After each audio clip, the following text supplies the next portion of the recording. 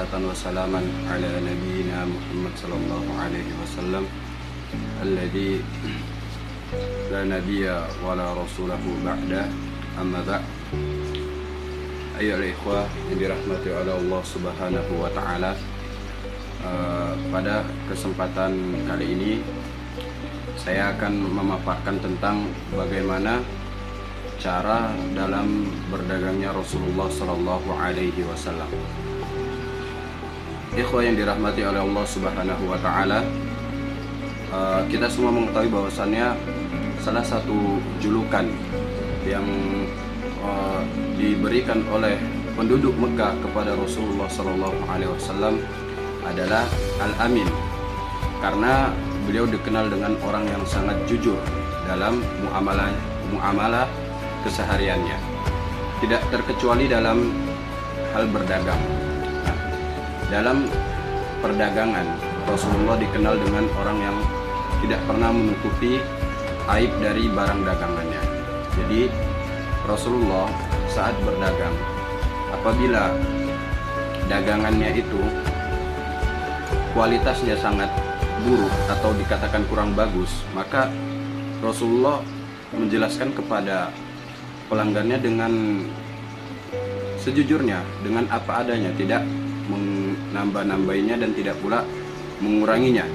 Adapun kalau barang yang sekiranya didagangkan oleh Rasulullah itu kualitasnya bagus, maka Rasulullah juga menjelaskan tentang keadaan barang tersebut dengan apa adanya, tidak menambah-nambahinya dan tidak pula mengurang-nguranginya. Inilah sifat Rasulullah dalam berdagang di Mekah, sehingga pada saat itu banyak orang-orang yang menaruh simpatinya kepada Rasulullah karena sikapnya ini. Jadi banyak dari pedagang atau orang-orang kaya di Mekah pada saat itu yang meletakkan modal-modal mereka kepada Nabi Shallallahu Alaihi Wasallam untuk nantinya Nabi menggunakan modal-modal tersebut untuk jual beli. Tidak terkecuali salah satu saudagar kaya di antara orang-orang yang menaruh modal tersebut adalah Khadijah. Nah, singkat ceritanya, Nabi Shallallahu Alaihi Wasallam dapat menguasai setiap sudut-sudut pasar kota Mekah pada saat itu karena kejujurannya. Sehingga suatu hari Nabi berkeinginan untuk mengekspansi barang dagangannya itu keluar Mekah atau mengekspornya keluar Mekah. Nah, sebagaimana kita ketahui bahwasannya pada zaman dulu orang-orang Quraisy itu telah melakukan hal yang demikian, yakni keluar dari Mekah dan menuju ke Syam untuk melakukan jual beli. Dan ini telah Allah jelaskan di salah satu suratnya, surat Quraisy. Di sana dijelaskan tentang perjalanan orang-orang Quraisy dalam berdagang. Nah, jadi dulu orang Quraisy kalau berdagang ke Syam, mereka itu dengan membawa harta mereka dari Mekah, yang nantinya harta-harta tersebut digunakan atau dipergunakan untuk membeli barang-barang dagangan dari Syam yang nantinya dijual ke Mekah. Namun tidak dengan Rasulullah. Jadi Rasulullah memiliki cara tersendiri. Rasulullah membeli dagangan dari Mekah, yang kemudian barang dagangan dari Mekah tadi nantinya akan dijual di negeri Syam, sehingga lebih memperkenalkan kepada penduduk Syam tentang produk-produk dari Mekah.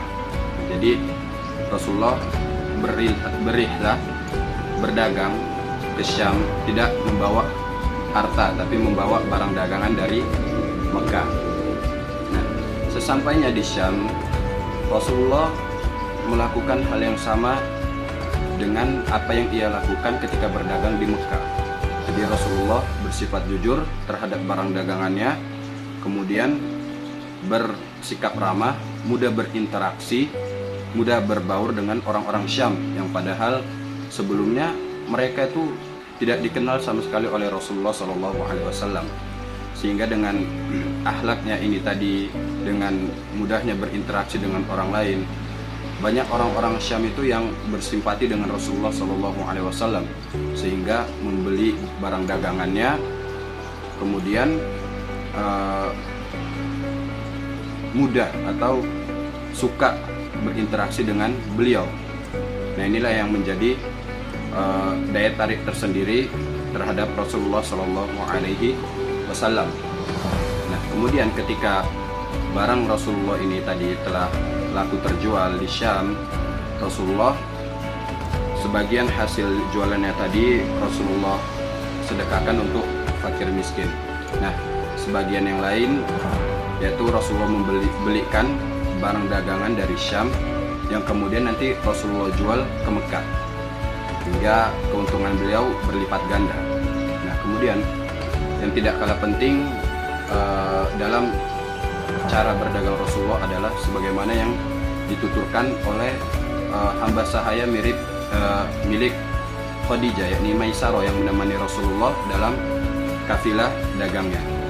Jadi Maisarah menuturkan bahwasannya Rasulullah itu terhadap asistennya, bawahannya tidak pernah bersikap kasar, yakni tidak pernah berkata kasar, tidak pernah menindas ataupun lain sebagainya. Jadi ketika Rasulullah ingin makan, Rasulullah mengajak Maisarah untuk makan. Ketika Rasulullah ingin beristirahat, maka Rasulullah juga mengajak Maisarah untuk istirahat juga. Artinya tidak terlalu menekan, bahkan sampai melakukan kekerasan kepada bawahannya. Nah, ini adalah hal yang penting yang harus kita lakukan dalam kewirausahaan.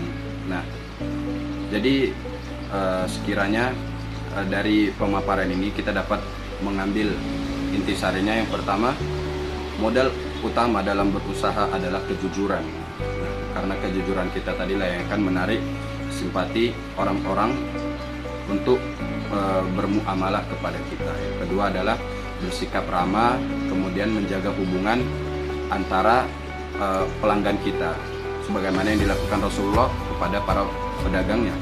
Nah, tentu ini merupakan kemudahan bagi kita ya, tentunya bagi kita yang membuka usaha di era modern ini, kita dapat menjaga hubungan pelanggan kita itu dengan mudah, walaupun mereka berada di luar negeri sana ya, dengan mencatat nomor mereka, kemudian kita buat grup mungkin khusus untuk para pelanggan kita. Nah, di situ kita jaga hubungan antara pelanggan kita, jadi menyapa mereka, berikut dengan nge-share kepada mereka produk-produk yang kita jual. Kemudian yang ketiga adalah menjaga senantiasa berbuat baik kepada setiap individu-individu yang berkaitan langsung yang turut serta dalam wirausaha kita, baik itu bawahan ataupun yang lainnya. Kemudian tetap menjaga hubungan kepada setiap orang-orang yang mencakup di dalam lingkup wirausaha kita. Mungkin sekian yang dapat saya sampaikan, kiranya bermanfaat. Akhirul kalam, assalamualaikum warahmatullahi wabarakatuh.